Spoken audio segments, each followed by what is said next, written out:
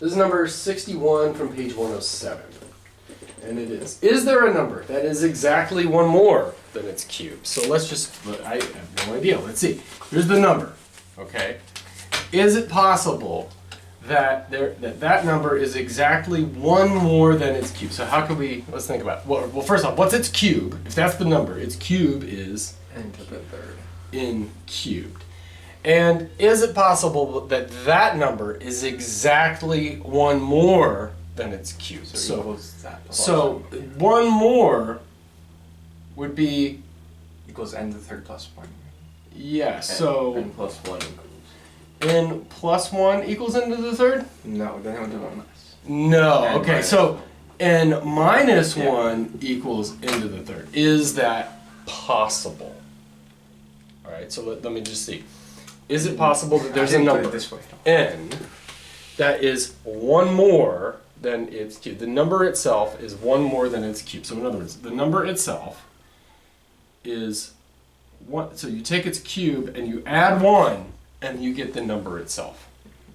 Yeah, you can take it right. And so either way, either one of these is. I mean, this is the same thing. So when I see this and I think about continuity, because this is from the section on continuity. What this makes me think of is the intermediate value theorem. I don't know, maybe. And because now, when I see something like this, I immediately think, okay, well, hold up. And I ask myself, okay, so in other words, if this is true, we should be able to find a root of this guy right here. Okay. Right. And then I think, well, if this were squared, I'd be able to factor it, or whatever. I don't happen to know the general formula for a cubic. I'm not seeing an easy way to factor this. Maybe pull out this thing right here. That doesn't really help me. Yeah, okay. I have a couple ideas from here. One thing you could do is say, okay, negative 1 divided by n would have to equal n squared minus 1. Yeah, you saw what I did, right? Yeah. I brought the 1 over divided by n. Assuming n is not 0, which it won't work anyway if you did plug in a 0, so we don't need to worry about that. And so now I could kind of say, well, hold up. If this is like an f, and this is like a g, and this is how I would do this if I weren't thinking immediate value theorem. I would just say, well, hold up. What does f look like? Here's this function f. What does it look like? Negative 1 over n. So if n's my input, it would look something like this. Now I ask myself, okay, n squared minus 1, what does that look like? Well, it might be way down here, it might be way up here, not really sure, but it looks something like this. Now, n squared, does it come up? Does it miss that? Does it go through? I don't know, but one thing I could definitely say is back here it's got to intersect. There has to be a place where it intersects. And if I weren't thinking intermediate value theorem, this is probably the approach I would say. I would make some argument like this. But now, and here's the thing about the intermediate value theorem, is like, remember how we did this. We said, well, here's a function of n. We're going to call this big capital F of n, right? This guy. And we could say, okay, well now, if they were given an interval, right, like does this equation, our original equation, n cubed equal n plus minus 1? There you go. Does that equation have a solution on an interval? I have no idea what interval to use here, right?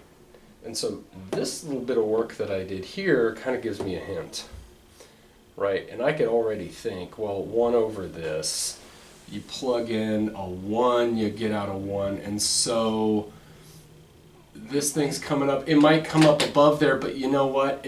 I'll bet you minus 2 will do it. I'll bet you. I'm not sure, but just looking at this picture, I'm betting that minus 2. It might not be the case. This might be completely drawn differently, and we might have to go down to minus 200. But at least now I have an idea of how I'm going to use this thing right here. And I'm willing to bet that if I plug in a minus 2, I'll get something that might be positive or negative. And if I plug in a 0, I can see already I'll get something that's positive. So maybe it'll work. And so that's what I'm going to do. Does everybody understand what I'm doing now? Yeah. How I'm going about tackling this thing? I'm going to use the intermediate value theorem and say, okay, when I plug in a minus 2, f of minus 2. So first off, We can't just use the intermediate value theorem. Is this a continuous function? Yes. Yeah, because it's a polynomial. And so if I were doing this on, oh, I don't know, a quiz, I would say f is continuous because, I don't know if you slash because, but because it's a polynomial. Right? Now, if it were something like this, like root n to the fourth minus sine x sine n plus n squared plus 1, I would say it's continuous because it's a root. Yeah. It's the sum of a root, a trig, Continuous sum. and a polynomial. You can't plug in the nig. Well, oh, yes, you can. Yeah, you could. Yeah, nice. But anyway, right? We could, and you would say it's continuous, and so here we could say f is continuous because it's a polynomial, so continuous everywhere, right? It's continuous on all the reals. And I already know I'm going to focus around -2 to 0, but whatever. But anyway, and so it's continuous on all the reals. We know that f of -2 is equal to -2 cubed minus -2 plus 1, which is -8, yeah? Yeah. Plus 2 plus 1, which is -6 plus 1 is what? -5. And f of 0 is equal to 0, but who cares, plus 0 plus 1 is 1. And so, now we got it, right? Because basically what we've just shown is that this function f, whatever it looks like, you plug in a -2 and you're down here. You plug in a 0 and you're up here. And so, who cares what it looks like? There must be some place between -2 and 0 where it does go through. Right? And so we could say, so this is how I would say this on, oh, I don't know, a quiz. Would be something like, okay, since f is continuous on -2, 0, that's 1, and since f of -2 is less than 0, and 0 is less than f of 0, then there exists a c. Everybody okay with this notation? There exists the backwards e. I'm going to do that from now on because it's way easier than writing the two words there and exists. There exists a c in the interval -2, 0, such that f of c is equal to 0 because it's in that interval right there, right? And back to the picture, right, you have something like this. You know you go from here at -2 up to here at 0. It must be the case that since f is continuous, it must go through at some point. We don't know what point it is, but we are going to call it c. That point does indeed exist. And so, such that exists, and why? Why? Well, by the intermediate value theorem. By the intermediate value theorem. I should say, since this and this, by the intermediate value theorem, there exists this, such that that, and thus,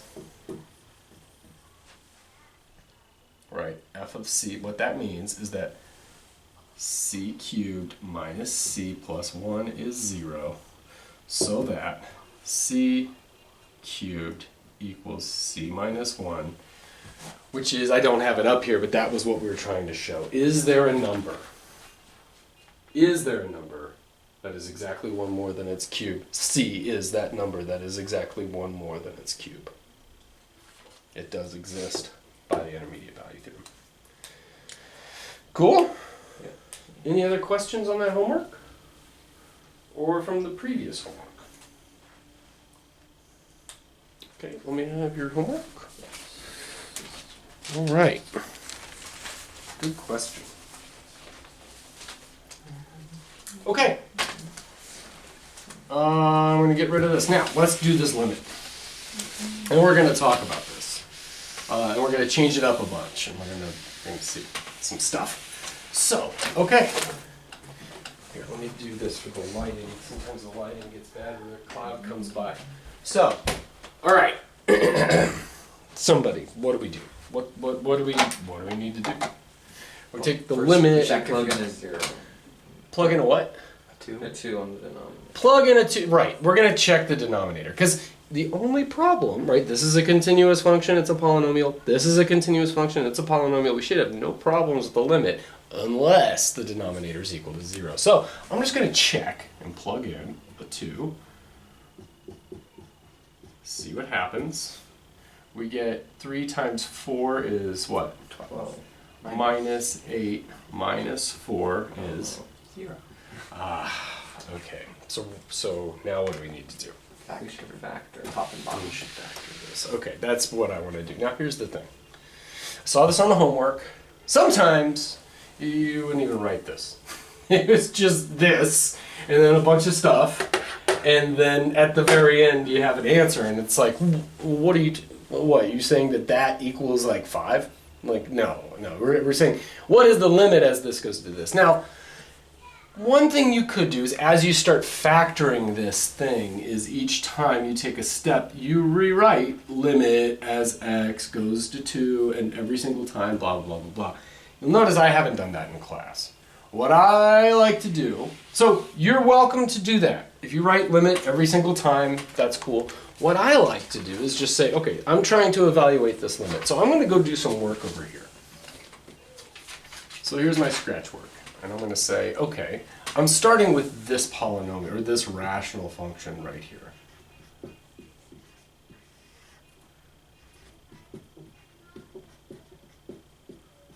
Now, you say you want to factor it. That top one, if it factors, what are these going to be? 2 and 1. Or 2x and just x. 2x and an x, or 2 and a 1, right? Hopefully, unless I'm doing something crazy here, hopefully it breaks up like that. Now, this guy means that we have to have a what where? A negative. One of them has to be negative. One has to be negative, one has to be positive. And the numbers negative 1. probably, yeah, the negative 1. So we need a what? A 1 and a 1. And a 2. A 1 and a 2. So maybe like this, or maybe the other way. I don't know yet. But here, if we do the outer inner, we get a 4x. Yeah, so it's here gives us a 1x, and so we want that to be. We want this one to be negative. That one to be positive. Let's check it. First gives me 2x squared. Outer minus 4, inner positive 1. Together that gives me a negative 3x. We're good. Now those give me my negative 2, which I want. Okay. Now, the bottom, if it factors, it's probably going to be x minus 2 and 1. Probably going to be x minus 2. I'm going to hope. Otherwise, which means the other one's which means the other one has to be a 3 plus 2. Plus 2. And let's double check that. I'm going to say first gives me that. Outer is a minus 6. Inner is a plus 2 for a total of minus 4x's. Minus 4x's. Nice. Positive and negative 2 give me that. Okay, so we're good. We've factored it. And lo and behold, the thing that we don't want is going to cancel out. And so we get this. We get that this is 2x plus 1 over 3x plus 2. Can we plug in a 2 now? Yes. Yeah. Okay, so now here's the thing. You've done all this work, and let's say you had like 500 lines here to actually do all of this. What I want to see is, now that you've gotten this, remember what we're really doing here is, this is some function. I don't know what it looks like. It looks like, maybe it looks like this. I don't know. But what I can tell you is that there's a hole at 2, right? When I plug in a 2, it's undefined there because you get division by 0, so there's a hole. Now what we've done is we've written a new function that has the exact same graph except at this point right here. And so we're not saying that this function is equal to this function because technically they're not. They're different not only at that point but also at minus 2/3. There's another hole in the original graph. But now we've gotten rid of this one hole. we haven't noticed, we haven't gotten rid of the other hole in the graph, right? There's still a hole here, but now that we've gotten rid of that, we're saying now here's a new function g, which doesn't have that hole. So the functions themselves aren't the same, but the limits are the same. And this is what I'm going to be looking for, is that now you could write this equals a different limit, the limit of this, which equals the limit of this, or you could just do all your scratch work and stuff like that, and then finally come back and say that this limit is equal to the limit as x goes to 2 of this stuff right here.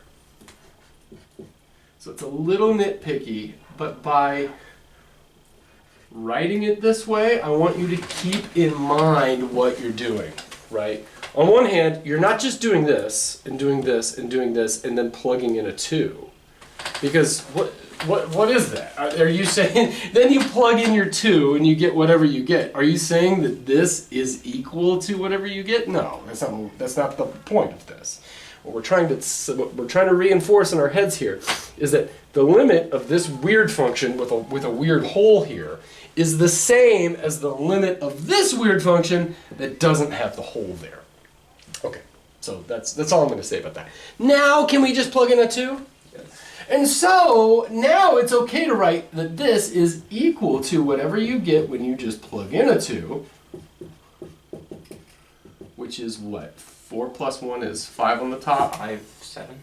5/7. Or no, 8. 8. 5/8. Yeah. I trust you. But anyway, and so and what I saw in the homework was none of this. I just saw this, and then I'm like, no, I'm sorry. This is not equal to 5/8, right? And or you could say that this equals 5/8 when x is equal to 2, and okay, that's a little bit closer to the idea, but this is what we want to reinforce in our heads right here, is that there's this function with some problems. We could get a new function that doesn't have the problems, but they go to the same place as you approach 2, and so, technically, that the limit of this is the same as the limit of that right there. Or, alternately, you could write limit at every step, and so on and so forth. Okay? Yep. Okay, now, let's change this a little bit.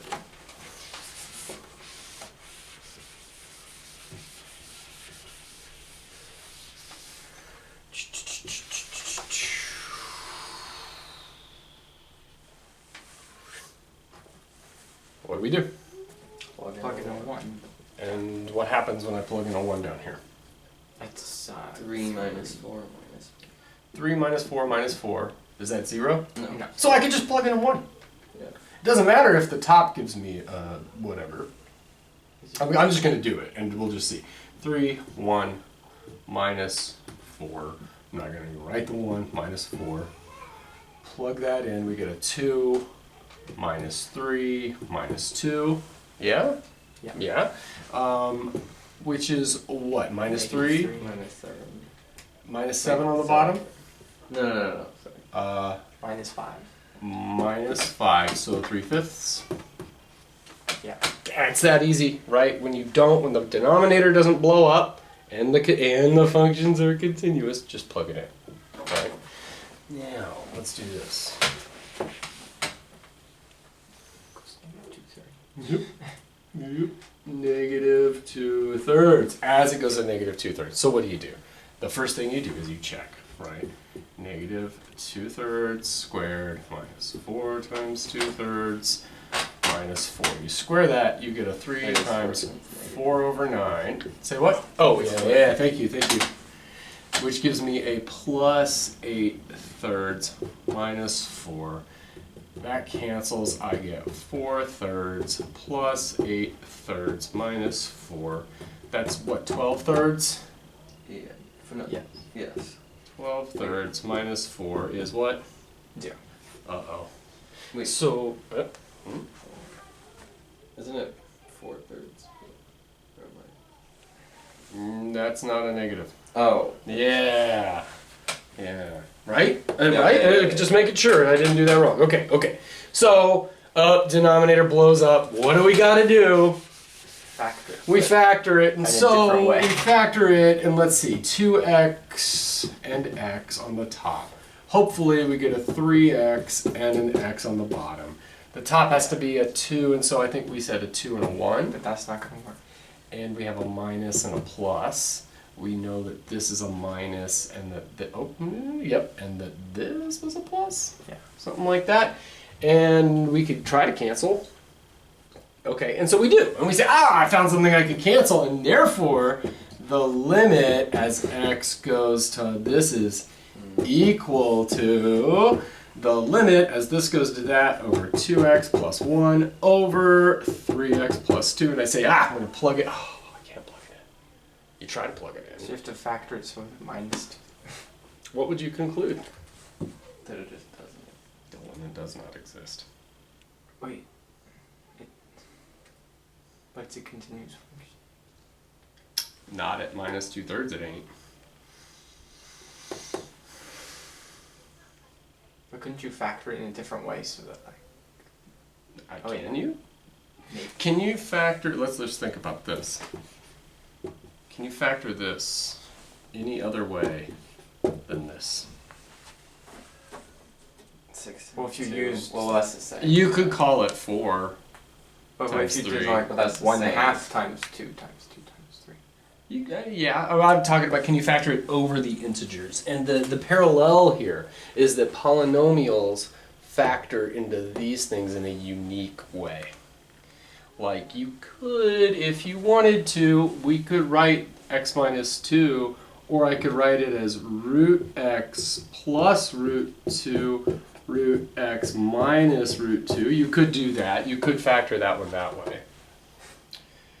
But once the idea, just the same way I could write this as 4 times 3, or I could break the 4 down more. But once you get down to these, you can't factor this anymore without getting out of the integers. Yeah.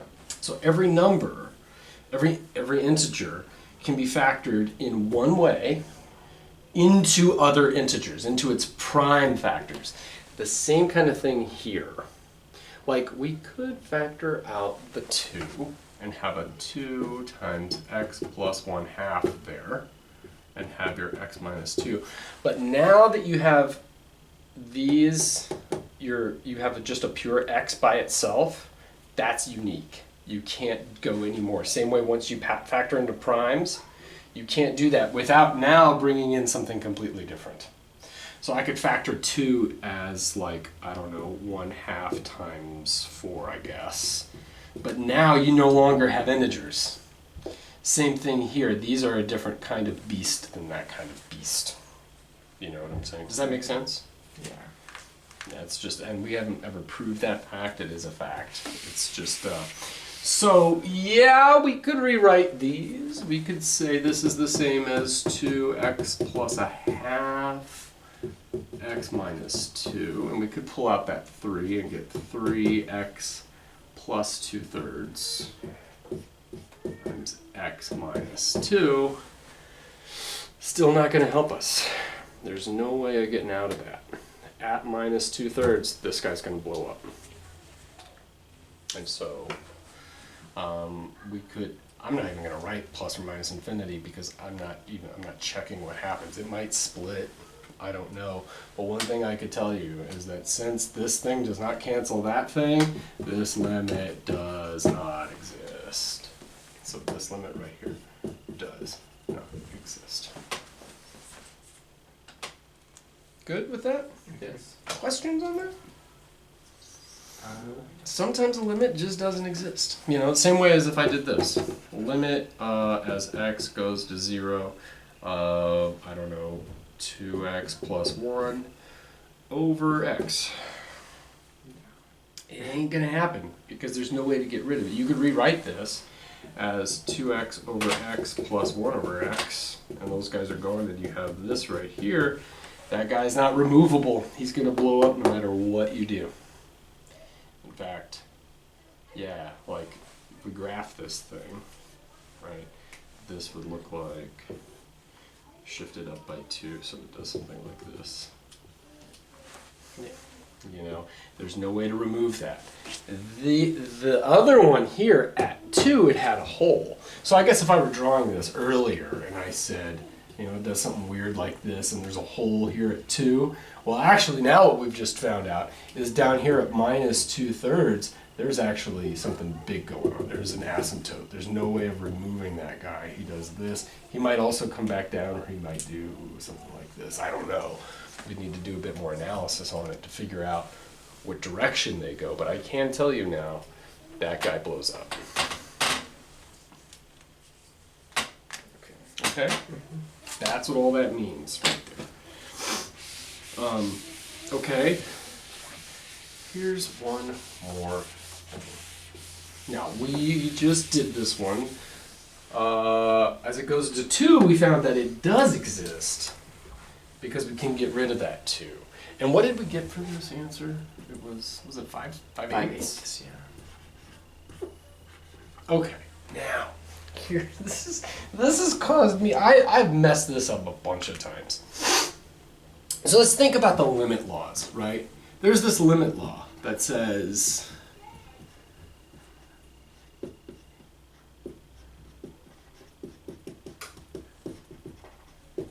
that this, like, this is just how it's in my head, right? Like, I just have it, this is locked somewhere in my head. The limit of the sum is the sum of the limits, right? Yeah. And so you think, okay, so, I wonder, and it should be the case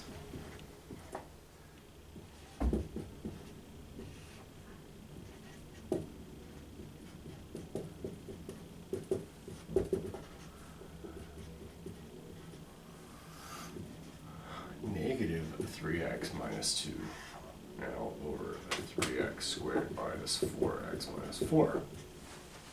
And you would think, okay, right? Because this is that's just the sum of that, right? That's the same denominator.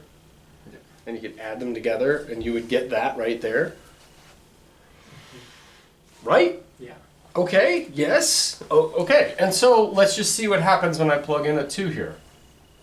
On the top, I get 8, right? Because 2 squared is 4 times 2 is 8. And on the bottom, oh, we already did that. It gives you 0. Here, you plug in a 2, you get negative 6 minus is negative 8.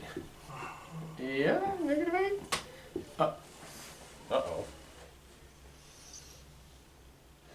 And so, wait, hold up. Well, maybe we're not seeing something that cancels out. And so on the top we have our 2x squared. On the bottom we've already factored this guy before. We know there's an x minus 2 and that there's, this one was what? 3x plus 2. Down here, I'm going to rewrite this as minus 3x plus 2. Yeah? I mean, Right? I just pulled out the negative. And this factors the same way. 3x plus 2, x minus 2. Does anything cancel out? yeah. 3x plus 2. That one does, okay. And so we have our 2x squared. Does anything cancel with that? No. This is minus 1 over x minus 2. And so you say, okay, now I've done my work. I've canceled stuff out.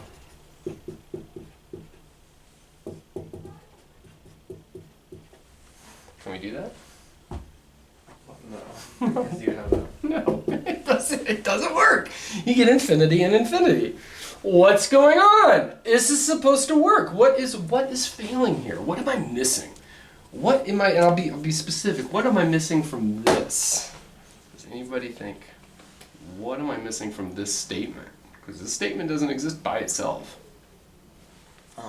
If the function's continuous. Or it's this whole thing, all of the limit laws started with this preamble. If the limit as x goes to a of f of x exists, and the limit as x goes to a of g of x exists, then we get all of those nifty little things right here. And this is the reason I'm bringing this up, is that this is this interesting thing, because you have in your head, like, I don't know about you, but I have the backwards thing in my head. That if this exists, then these must exist, but that's not what this says at all. This says, if these exist, then you could do this. Oh, Do the individual ones exist? no. No, but we can still do it. Like, you see, well, I mean, we can't still, so it doesn't, this is, because You can't these use the one. individual ones do not exist, then we can't guarantee that this limit exists. It does work out though, which is weird, right? These limits don't exist, but when you add them together, you get a limit that does exist. Whoa, okay. But remember, this is kind of like saying, here, this is my statement A. If A, then B, right? If all of these limits exist, A, then it's true that the limit of the sum is the sum of the limits. But it doesn't work in reverse. Not necessarily, right? Because if Spot is a Dalmatian, then Spot is a dog. We can't guarantee the backwards. If Spot is a dog, then Spot is a Dalmatian. We don't know that, right? And so we have it in our heads that if this stuff, then this stuff. And so when you see, now we're saying this does not work, so then the other one must not work either, but that's not how it works. It might be the case that these don't exist, but the sum does exist. Everybody get that? Yeah. Okay, so just because you see a sum of two limits, and those individually don't exist, this blows up, doesn't mean that when you add them together, you might not get something that exists. So in other words, you'd have to check and see, does the sum exist? You can't just say, wait, oh, it doesn't exist, therefore this is not true. Actually, well, I mean, yeah, this isn't true because this would be infinity and blah, blah, blah, right? But my point is, we have it in our heads like, you know, that we have the opposite, right? We have if this, like if this limit exists, then these must exist. That's not what this says. You have to start with, do these exist? Because it may or may not be the case, right? Okay. And it might be the case that, and this is what I'm saying, is that this doesn't guarantee anything if these limits don't exist. These limits don't exist, but their sum happens to exist. It might be the case that the limits don't exist and the sum does not exist. So here's an example. The limit as x goes to 0 of 1 over x. Does that exist? No. No. The limit as x goes to 0 of 1 over x squared. Does that exist? No. No. So does it sum? Now you might be thinking, oh, well, the last time it didn't exist. The two limits didn't exist, but the sum did. And so now let's just see. That's the same as, I'll put an x over here and an x down there. That's the same as the limit as x goes to 0 of x plus 1 over x squared. Still doesn't exist. Okay, so my point is, if these limits don't exist, think about it this way. If the individual limits don't exist, all bets are off. You don't know whether or not the sum is going to exist, or if the sum is going to exist. We cannot say. So, all of those limit laws are prefaced on, we have a limit, or rather that both f and g, the limits of them exist. Then, from there, then da da da da da da. It doesn't say anything about when those limits don't exist. They may or may not sum to give you something that is finite, or they might blow up even after you've put them together. So, does that make sense? Yes. Okay, all right. Questions on that? I think so. Okay, all right. I wouldn't worry too much about that. I'm just saying that's something that I wanted to cover that we didn't cover. So, okay, here's a type of problem that's going to be on the quiz. You're going to have one of those, sketch the graph of a function f that satisfies the following. And I'll give you something like this. A, the limit as x goes to, I don't know, how about 2 of f of x is infinite, I'll say b. The limit as x goes to 5 from the right of f of x is, how about 3? We'll say the limit as x goes to 5 from the left is, how about -3? And I don't want to give too much away, but something like this. And you have to draw a function that does this. And maybe I'll go ahead and say the limit. Oh no, I'm sorry. F of 5 is equal to, how about 3?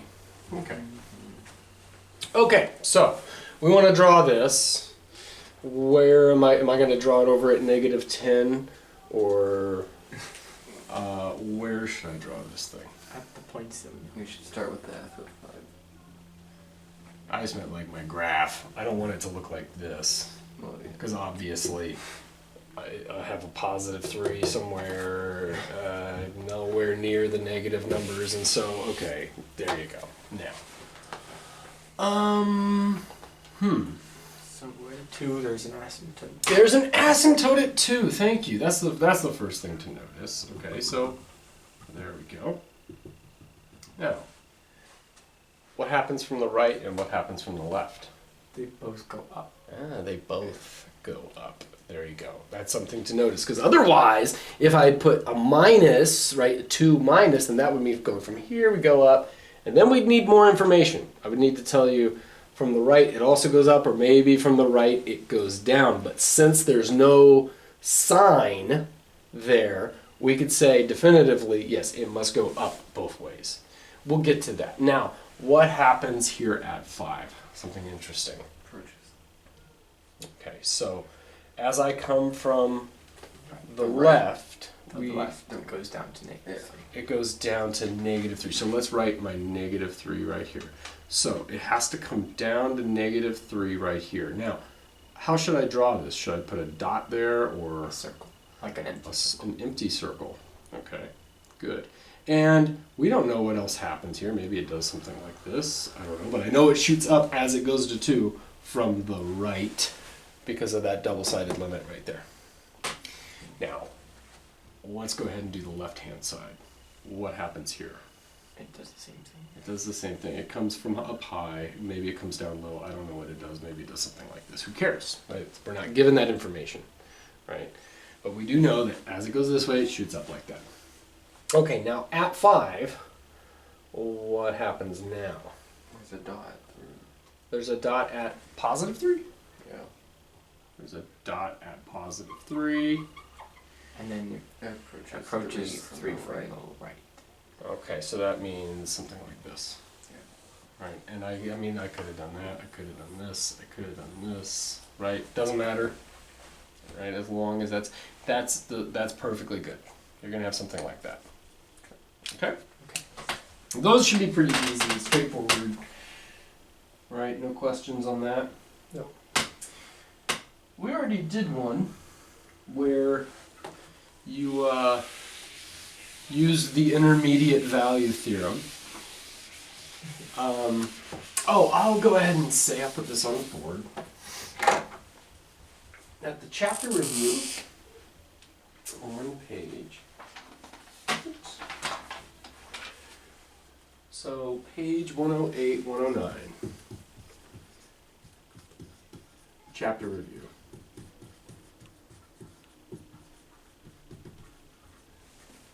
That will help. That will help if you're while studying for this exam. That will help. However, anything about the epsilon delta, right, the rigorous definition, we're going to talk. Actually, why don't we go ahead and talk about that right now? You will need to know the epsilon delta definition of a limit. And so, for instance, Do we have to use it or just? you just need to, I'm going to be very explicit on what I want, right? So let's just say that I tell you, and I want to see how did I say this. I need to go back to that one. If I say, explain what the following line means in rigorous terms. And then I have something like this. Now these symbols might be a little bit different, but this is just straight up. Now, when I say explain in rigorous terms, what I'm looking for is the following: that it should definitely start off with for all epsilon bigger than 0. There exists a delta also bigger than 0, such that you have some freedom here. I want to see this. I'm gonna go ahead and tell you. Write this down, okay? As soon as you see in rigorous terms, right? This should be the first thing that comes out of your pen, okay? This is what I'm looking for. Now, from here you have some leeway. Remember I said that there's a couple ways you could write it. That you say the thing about the outputs whenever the inputs are something, or you could say if the inputs do the thing, then the outputs do that, or you could just say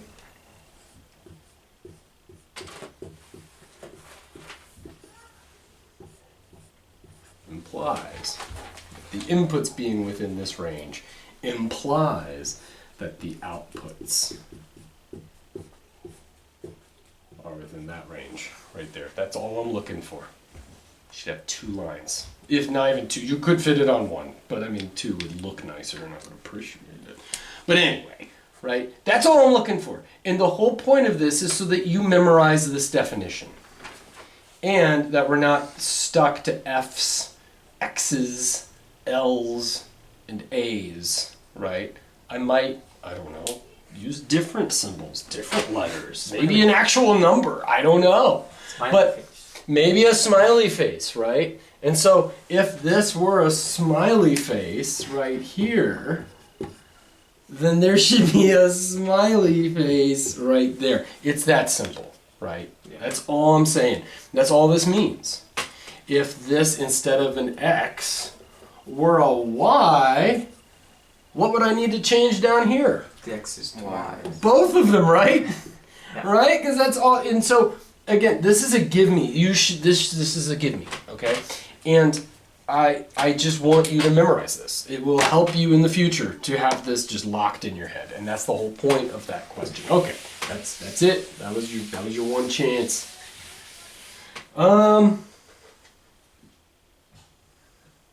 Now we already did one with the whatchamacallit, where you use the intermediate value theorem. And so let's do one where this is from that chapter review. This is number 28.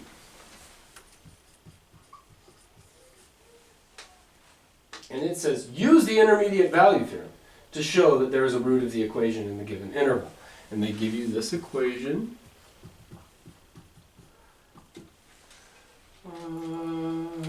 3 minus 2x. In the interval 0 to 1. I will not say it this way. You're going to have one where you'll want to, you can figure out another way if you want. But I'm not going to come out and say use the intermediate value theorem. Mine's going to say prove the following equation has a solution in a given interval. That's what I'm going to say. And you better just know what to do. And so, let's think about this. And I want to be deliberate about what I'm looking for here. So, first off, we're finding a solution of an equation in an interval. I'm immediately thinking intermediate value theorem. And so what I'm going to do is start off by defining a function. And I'm going to say let f of x equal, I'm just going to bring everybody over, 2 sine x plus 2x minus 3. Okay. Now what, if I know that I'm going to apply the intermediate value theorem, what needs to be true about this function? It has to be continuous. Okay, so is it continuous? Yes. Okay. Polynomial plus a trig function. Trig function. So note that f is continuous. Does it need to be continuous everywhere or in particular? For this to work, where does it need to be continuous? 0 to 1. 0 to 1. And so I'm going to say, note that it's continuous on, and here's the thing about the intermediate value theorem. It has to be hard brackets. Now, since this is our first time with continuity, tell me why. Don't just say this. Why? You tell me right now. What should I write up here? F is continuous on 0 to 1 because... Because it's a It's product of a trig function. Or sum of its Sum trig of- function It's a and sum. polynomial. of trig function and a what? Polynomial. Polynomial. And now, in the end, you don't need to say, and both of them are continuous on 0, 1, or they're continuous everywhere, right? But just tell me, that's why. Okay, good. Trig function, polynomial, we know, you don't need to say it. They're continuous everywhere. So in particular, they're continuous on this interval. Okay, good. Some trig function. Yeah. Oh, right. Okay, yes, but it's sine. So, okay, yeah. Good point. You couldn't just say that if this were like the interval 0 to pi and it had something like 2 tan x. Then you'd be in trouble. You'd need to do some more work, but maybe see what you're trying to do. But that's, okay, so that's the idea right now. Now what do we need to do? What's the hope? Find a number that when you plug it in, it gives you something. Yeah. So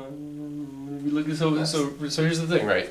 We want f, because if f equals what, then we get to show that the 0. Right, if f is, because remember what I did here, right? I brought everybody to one side, and I said, well, what I'm really doing, and I didn't write this out, but the point was, if I take that original equation, right?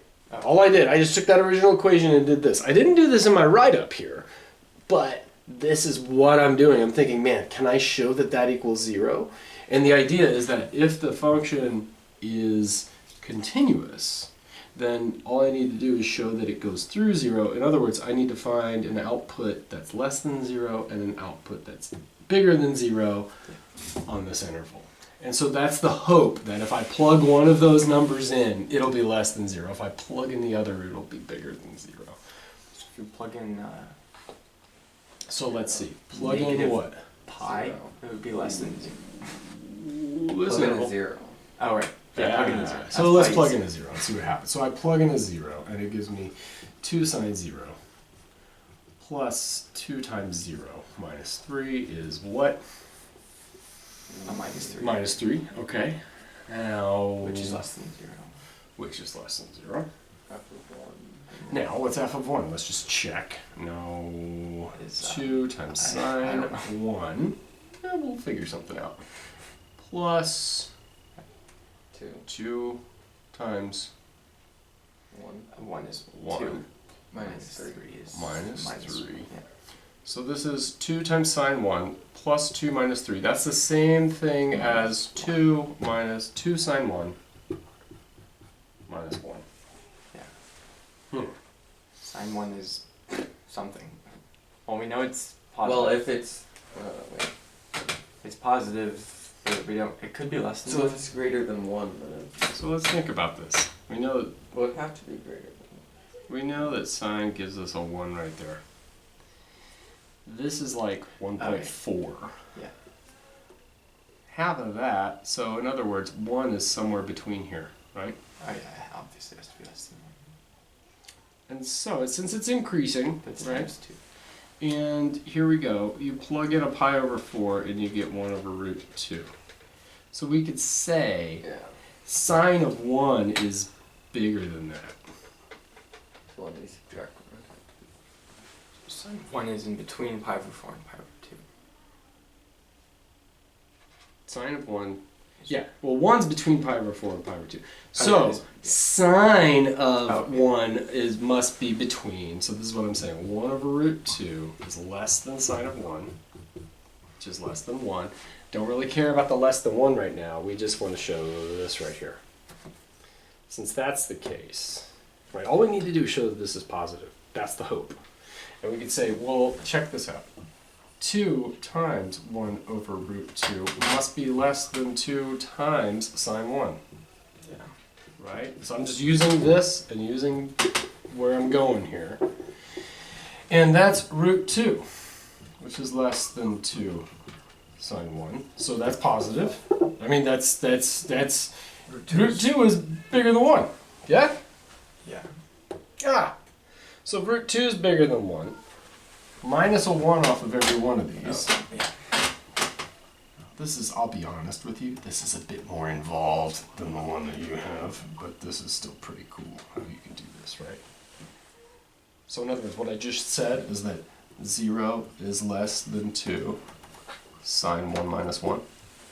Everybody buy that? Yeah. Yeah. Later on this year, we'll get way into how you could show this rigorously, not just show like drawing a picture, being like, look, it's there. Like we'll have a really nice way of being able to say, no, it is. It's like, don't worry about that. But anyway, this is perfectly good. Okay, so that is, we just said, bigger than 0. Okay, I guarantee you the one that you have is not going to be this involved. It'll be this involved, certainly will be this involved, and you better hit all these points that I'm telling you about, that I'm being oh so generous to tell you about right now. It won't be that involved, it'll be much more straightforward, okay? But now we have what we want, right? And so finally, now what do we need to say? So therefore, there is a solution. Or like, Let's be really explicit here. We could say since or by the 0 that we want, since we have a f of 0 is less than 0, yeah, and that is less than f of 1. Remember, and in your brain, what you're thinking about is this. At 0, it's less than 0. At 1, it's bigger than 0. So it must be the case that somewhere in between there, it goes through the x-axis. Yeah, so let's just say that. Since that's the case, and all of that stuff that we just noted, then by the intermediate value theorem, IVT, there exists a C in what interval?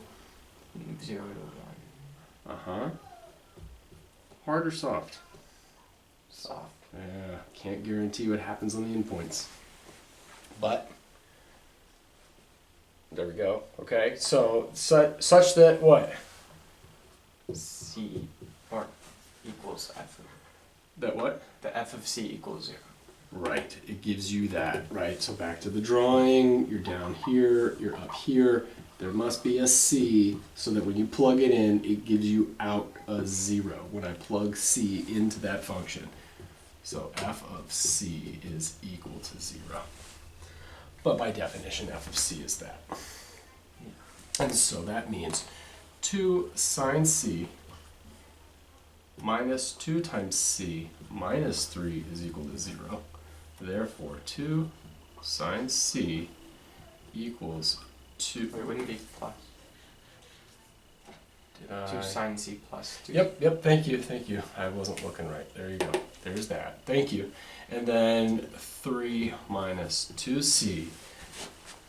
Therefore, c solves the equation. Thus, c is a solution to the given equation. We showed that it does in fact exist, right? Okay?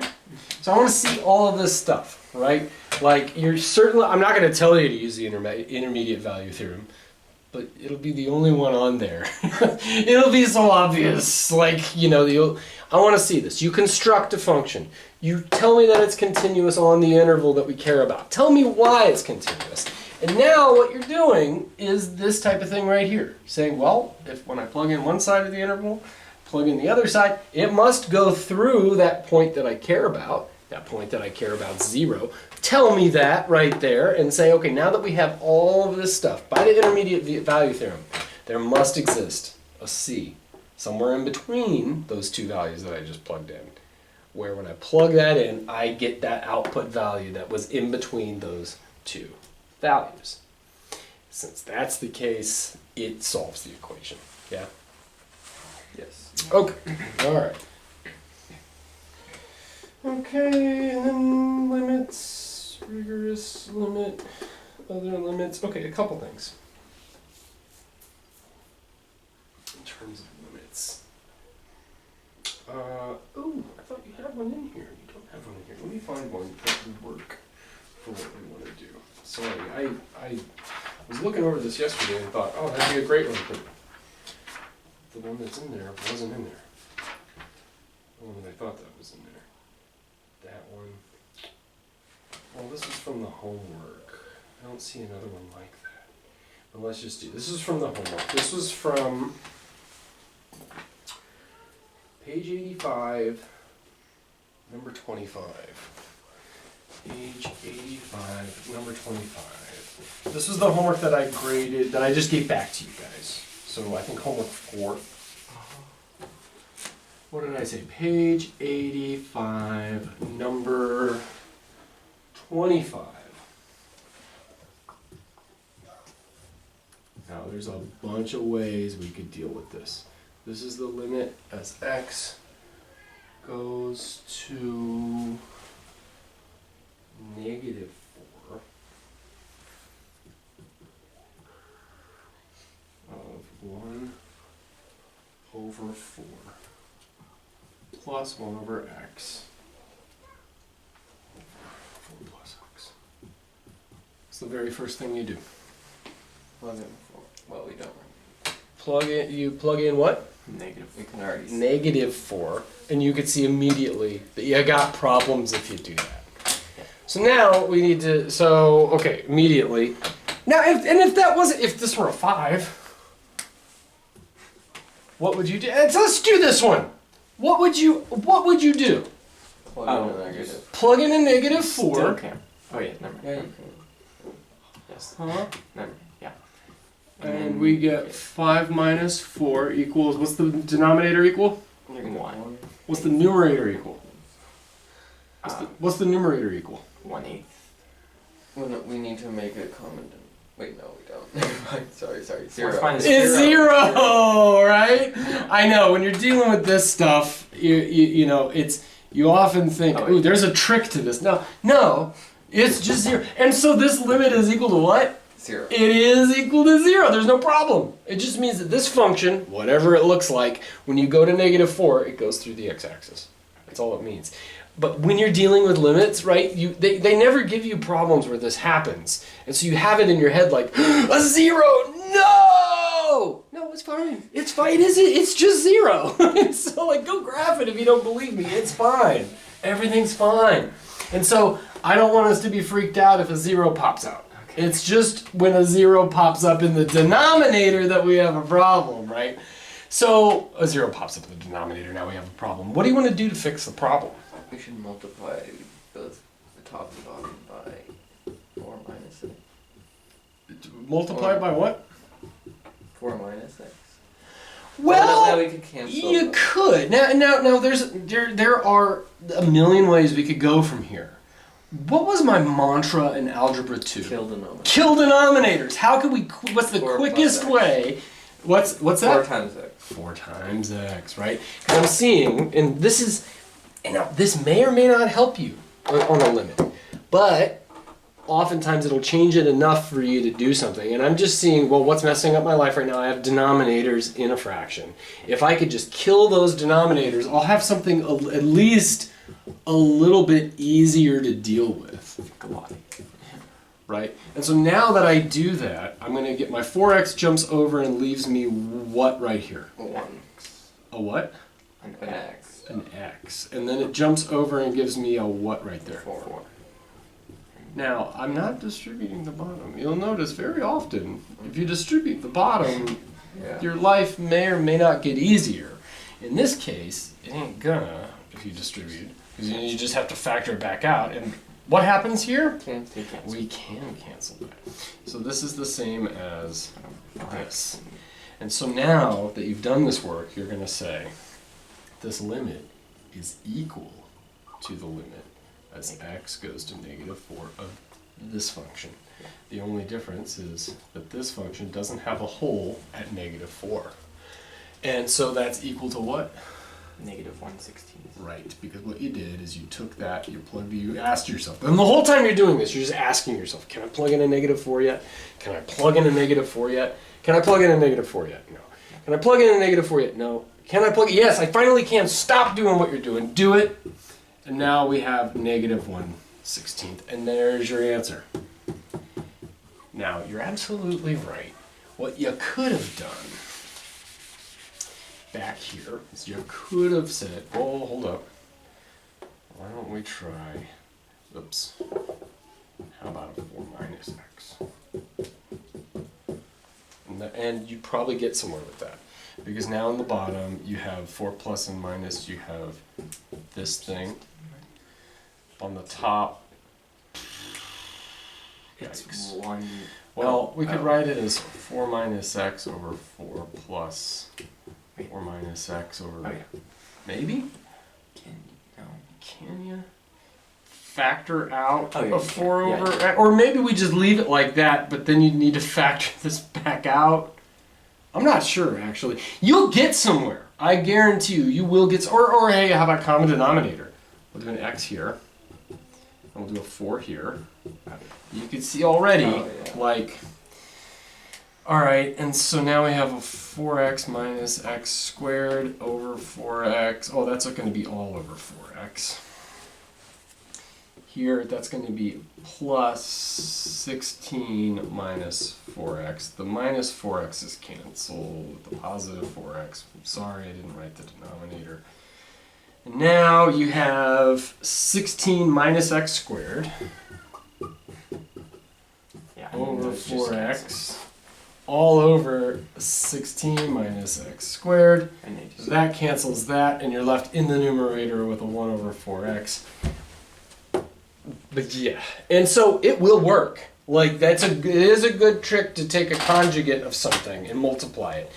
But when there's denominators inside denominators, right? When you have a fraction with denominators in it, 9 times out of 10, the quickest way is going to be kill denominators. Yeah. And so it does work.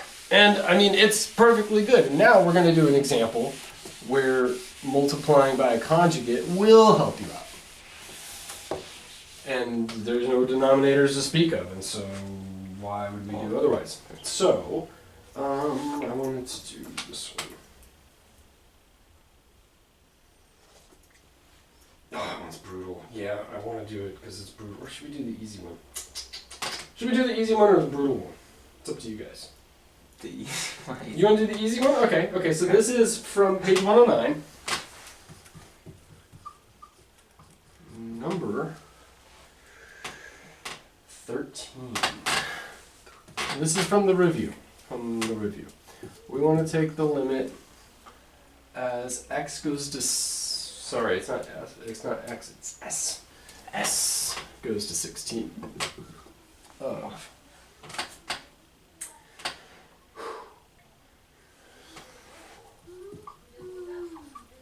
4 minus the square root of s over s minus 16. Now, in this case, so first off, what's the very first thing we check? can you plug in a 16? Can you plug in a 16? No. No, because what happens? The denominator goes to 0. Can't have that. So we're going to need to monkey around with this expression. I'm going to go ahead and write the expression right here. Yeah. So multiply the top and bottom by 4 plus root s. Yeah, and so usually what happens is the same way whenever I see denominators in something, I think, you know what, if I kill those denominators, my life will be easier. Here, we could try to kill that down there, maybe. That might help. But whenever I see roots, I immediately think conjugate. Okay, so I see denominators, I think kill denominators. When I see roots, I think conjugate. And so you said it. What do we multiply the top and the bottom by? 4 plus 4 plus root s. And you guys got to go, so we'll just do this one real quick. The top gives me what? 16. No, yeah, 16 minus. 16 minus s. And you notice that I didn't bother to do that. Okay, so can I cancel it? No. Well, you have to Not factor right out away. You have to factor out a negative. Factor out a negative. And I could do that from the top or the bottom. I could do that from the top or the bottom. I'll do it from the top, giving me s minus 16. Here's my s minus 16. 4 plus root s. negative. Can I plug in my 16 yet? No. No, but cancel. Yeah. -1.